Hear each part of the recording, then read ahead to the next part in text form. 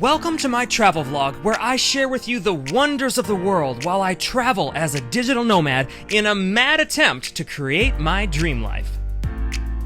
I've been sharing with you the local secrets, the lifestyles, and the customs and cultures of so many different countries.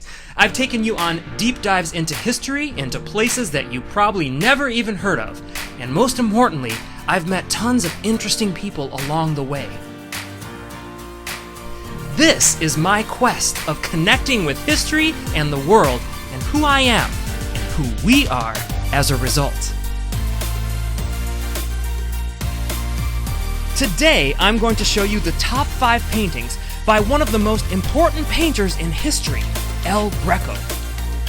I'm going to tell you why you should know who El Greco is. And not only that, but all it takes is this short YouTube video to give you a deeper connection with our past and our culture that you've never had before. Let's go!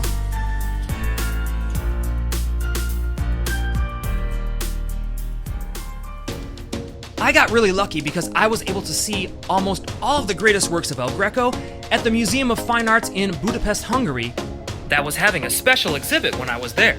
Okay, so it is cold and rainy here in Budapest, but one of my favorite artists has an exhibition in the Museum of Fine Arts. It's El Greco.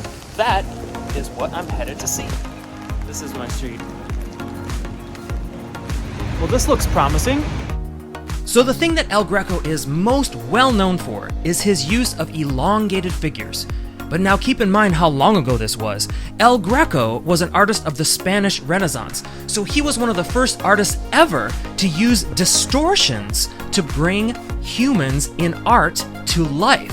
These elongated figures and these different kinds of brush strokes actually added almost a type of animation to pictures that was never seen before in the history of art, and he ended up influencing all of the artists that came after.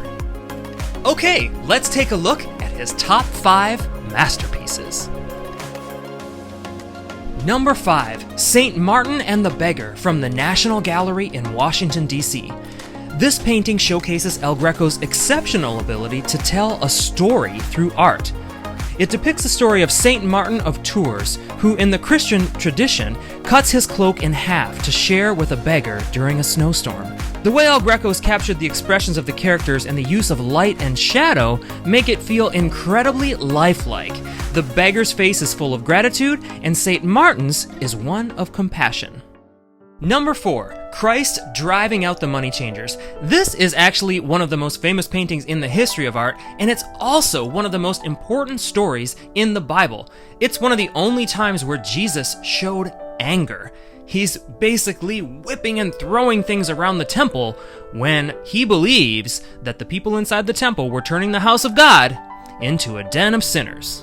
Take a look here at the expressions on the faces of the characters. The motions show shock and surprise, and Jesus' face is full of wrath. Remember, these were the movies of the people at the time who could often not read or write. Number 3, the opening of the 5th seal at the Metropolitan Museum in New York City. This is one of my favorite paintings in the history of art of the world. It's a very religious scene, but that's not why it's one of my favorite paintings. What it's depicting here is a scene from the Bible in which the souls of the martyrs are crying out for justice. But what El Greco is doing here is he's conveying this universal emotion, anguish, and pain and suffering. It's conveyed through the twisting and the turning and the distortions and the expressions on the faces. This is humanity brought to life. Number 2, the view of Toledo. This is the view of the city that El Greco ended up calling home and where his genius truly developed and flourished. This piece of art is in one of the greatest museums of the world, the Metropolitan Museum of Art in New York City. You can see it in my video about the Met, but let's also take a moment to really contemplate it right now, because it's a painting that captures the beauty of a landscape in a way that brings emotions to life.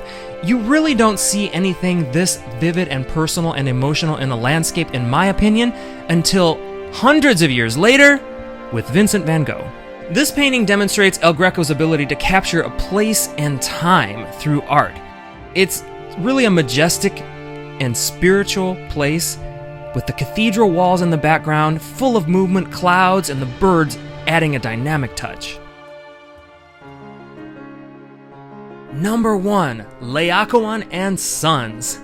This painting is from the National Gallery in Washington, D.C., and I had the pleasure of being able to see it here all in one place in Budapest, Hungary. If you've been to the Vatican, you'll know that one of the most famous sculptures in the entire history of the world is of Laocoon and Sons. This is a painting of that same theme. It's done in an incredibly vivid way, the way that El Greco uses the shapes and forms of the bodies to convey the story that's going on. This is basically a scene from Greek mythology in which the Trojan priest Laocoon and his sons are killed by serpents. This features an intense struggle. The color, the brushstrokes, the movement are really masterful. Now, it's debated why Laocoon and his sons had to be killed by serpents, but the most popular telling of the story is because they warned that the Greeks were hiding inside the Trojan horse. So, what message does this send to us from hundreds and hundreds of years ago? I think El Greco is telling us, don't kill the messenger. The people that are out there stirring up a fuss and raising discontent might just be warning about something that we all need to know about, and something that we might all be ignoring at our peril.